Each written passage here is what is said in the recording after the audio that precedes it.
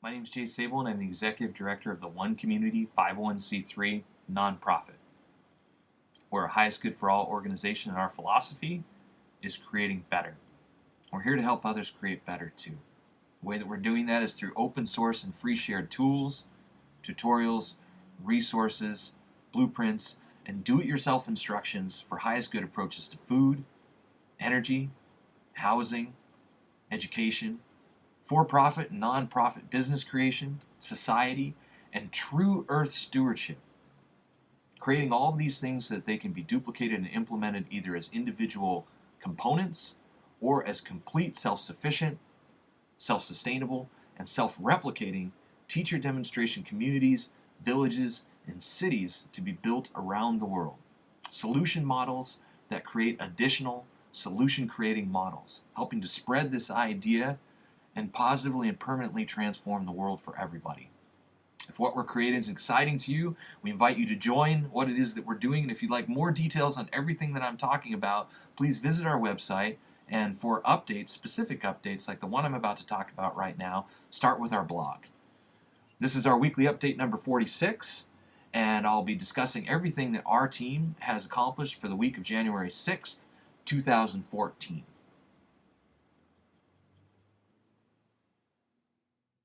Highest good education, open source, free shared, globally accessible, globally collaborative, cooperative education designed for all ages, modifiable for any environment, created so that it can be used in a home environment, so it can be used in a private schooling environment, so it can be used in a traditional schooling environment, so it can be used for a community schooling environment, or it could just be used to enrich any educational program.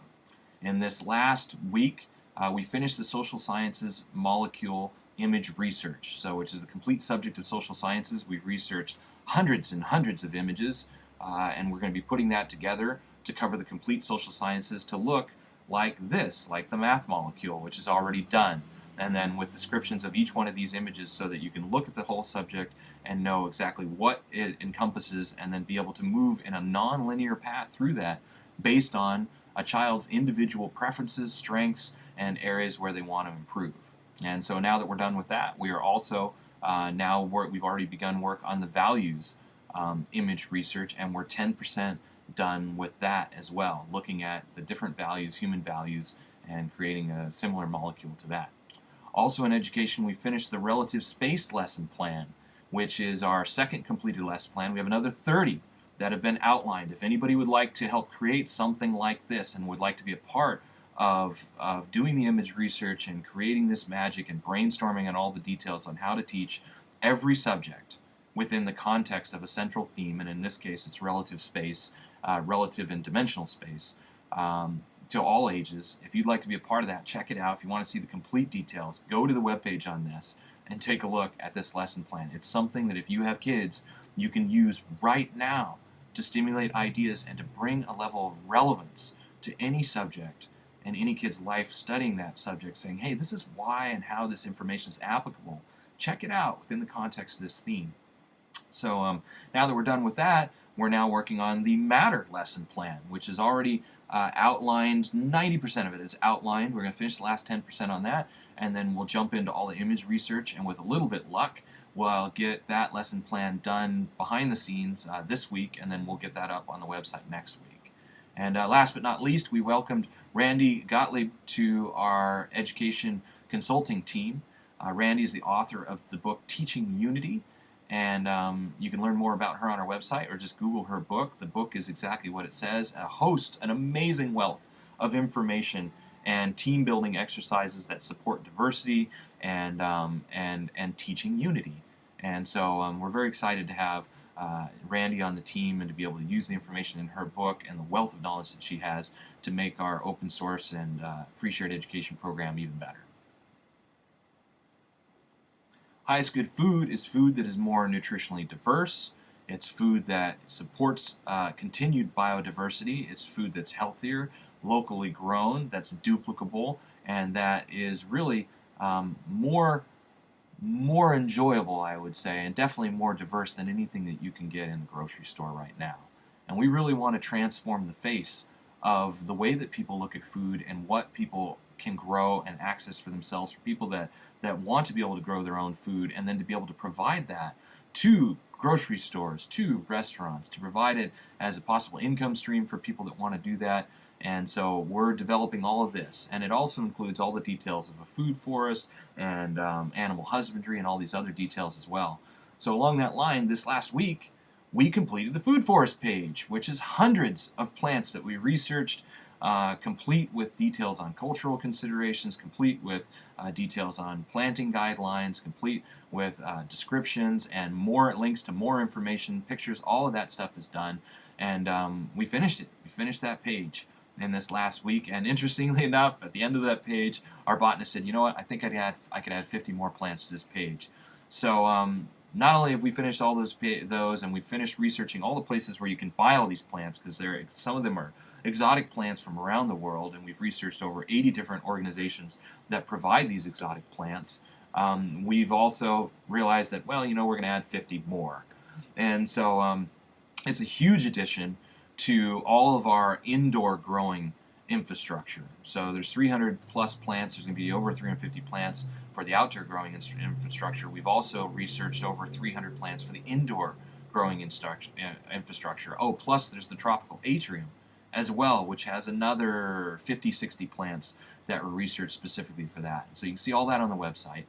And on that note, so in this last week, the housing structures are going to house all of this in 6 different environments to grow all these different plants. We are now finished. We've finished adding in all the rafts in the deep water culture for the aquapinis, which is aquaponics combined with a wallapini. And we've added in some media bed details in there, and we've tested out 3 different waterfall options in 3D as well, just starting to put in those final visual details and really complete this, and then we'll duplicate that and show the whole food infrastructure to you. And so teaching people how they can build infrastructure to feed hundreds of people. And so along that lines, we've also finished, we're now doing the engineering on the roof. The initial roof engineering is done thanks to the help of Zdenek Jurik, helped us with that. And this is what that looks like. We've got some more additions that we need to make, and we're still talking about, okay, how can we make this more affordable? Let's talk about resources. Let's talk about light penetration into this building. And so it's a collaborative process, but it's coming along. And we've also redesigned the Highest Good Food Portal, which is huge. It's about 60% done. Here's pictures of it. It's not on the website yet, so if you go to the Highest Good Food page right now, it won't look like this. This is our staging page behind the scenes, but this is what our Highest Good Food page is going to look like, and we're building out all the pages that you see, all of these icons here and all these images linked to complete detail pages, and this is the infrastructure for indefinite expansion of all these details, so that we can work with the global collaboration, so we can work with the global cooperative and create better. So, and last but not least, along with that, and definitely in relation to food and a global collaborative and a global cooperative, in leading that movement is, well, here's the picture that Guy Fraser sent to me. And he says, this is the moment when your brain does a complete rethink on the approach to this project.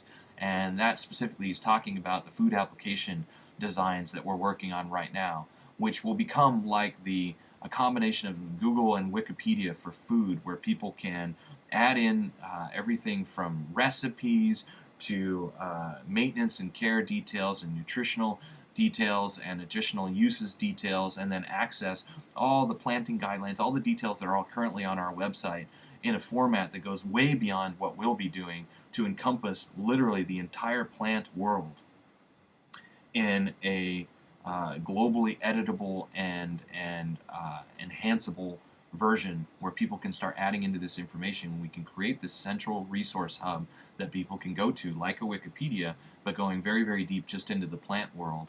And yeah, it's an immense project, and so now we're going to make it look a little bit more like a pearl trees is kind of the direction that we're going right now. And so just where you have a central, if you search for something, that then brings up that central concept, what it was that you were looking for, and then it links to all the other information that you can get about that. And wherever there's empty spaces, people would be able to input their information and to enrich that content to make it more comprehensive, more diverse. So lot accomplished in food infrastructure this last week. And related to that, one last thing related to food infrastructure, and maybe this is a tie into highest good housing, is we're 75% done adding in the metric system measurements to all of our pages. And so this is, to really make sure that everybody can access our information, understand our information the way that works best for them.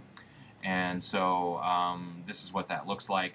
And you'll see that what you can do is you can just mouse over the different places there. You can mouse over the different links, and what it'll do is it'll give you the conversion of that feet and inches to the metric system. And if you click on that link, it'll take you to a conversion tool in case we miss anything. So we're excited to have that done too. On highest good housing, the Earthbag Village is meant to be maximally affordable, sustainable housing. Maximally affordable and duplicable sustainable housing built with Earthbag construction complete village model. And this last week we spent a lot of time, the core team spent a ton of time doing extensive research on rocket mass heaters and discussing heating and alternatives, because it looks like rocket mass heaters they're really not the affordable option that we thought they would be for a whole village model. It's not realistic, and heating these small spaces is going to be a lot easier and more effectively done, we think, with small heaters. And so we're going to use rocket mass heaters within in the food infrastructure, so how we're exploring those right now. So, but we're not convinced that that's the way to go for the earth domes. We want to demonstrate it. We want to open source rocket mass heater technology, but to build 70 of these or 65 of these in all of our different housing infrastructure and then have people making fires, it's just not ideal for the way that these homes are going to be. So we'll demonstrate how people can do that, but it looks like we're going to go with different technology on that. And also in housing, the central piece of the Earthbag Village is the Tropical Atrium, which produces some amazing tropical foods and just an amazing recreational environment. Everything that we do is really multi-use and multi-purpose structures. And so within that, we have now, Devin Porter has finished the shaping of the hands, and so we're now just working on the positioning of the hands. The last few details on the hands feature for the Tropical Atrium are really coming together, and this is what that looks like. And what you can see here is each one of those fingers is going to be a growing platform. It creates a terraced area there so that we can grow food on those terraces, and a 30-degree slope in the entire south end of the Tropical Atrium. And so we're super excited to have that complete. And so we're almost complete. The Duplicable City Center is dining, laundry, and recreation space for 300 people, and it is purposed exactly as it sounds, to provide a central point, a city center that then people would be able to build any of the 7 sustainable village models that we will build and demonstrate and open source and free share plans for around. And so the Sego Center is progressing in 3D. In this last week, we have completed bathroom touch-ups, added outlets into all the bathrooms, and then doors to the living dome. And so the next step, and we're really wrapping this up, is going to be to add social dome bathrooms and the library into the social dome and do some final touch-ups on that. Also, Carl Harris is finishing up the final first floor details in CAD, and now starting to work on the second floor, which also we hope to finish up this week. And Rob Jurdy is working on the details of the pool transition point. So we're open source sharing natural pool design, and we want to teach people how to build a pool that operates without the use of any chemicals and have fish and everything in there that is still safe and sustainable. And so we're excited to be really coming pretty close on that as well. And so we should be able to, we'll have some good details on that, hopefully some more updates on that next week. And so with that, that completes our update for the week of January 6, 2014. As always, if what we're doing is exciting to you, if what we're doing is something you'd like to be a part of, join our team. There's lots of different options for helping so that anybody can get involved in a way that works for you, from internet participation to joining our team as a consultant, as a partner, to joining our team as a satellite member or as a pioneer member, the people that will move to the property and build everything that we described. And so take a look at that. And of course, you're also invited to join us on our social media networks. We are on pretty much all of them, and you can check out what it is that we're doing through those. Subscribe to this channel, and by all means, thank you for following our project. Thank you for the support that we get. And if you want more information on everything that I talked about and easy details on everything from this last week, go to our blog and check that out. Go to our blog, check that out, and you'll see that you can link to all this information, all the open source content, everything that's being developed, and you can see all the details that I had URLs in this video for as well, and a whole lot more. And so with that, thanks for following our progress, and until next week.